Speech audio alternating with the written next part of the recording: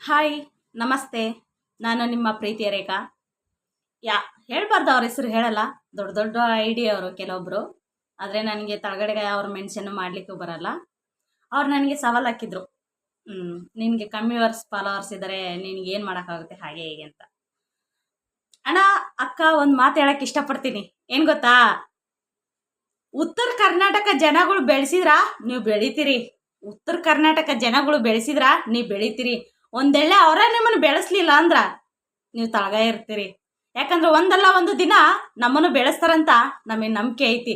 ಉತ್ತರ ಕರ್ನಾಟಕ ಮಂದಿ ಒಂದಲ್ಲ ಒಂದು ದಿನ ನಮ್ಮನ್ನು ಬೆಳೆಸ್ತಾರಂತ ನಮಗೆ ನಂಬಿಕೆ ಐತಿ. ಆದ್ರೂ ನಾವು ಅಷ್ಟು ಅಭಿಮಾನ, ಅಷ್ಟು ಪ್ರೀತಿ ತೋರಿಸ್ಕೊಂತೀವಿ ನಾವು ಕೂಡ.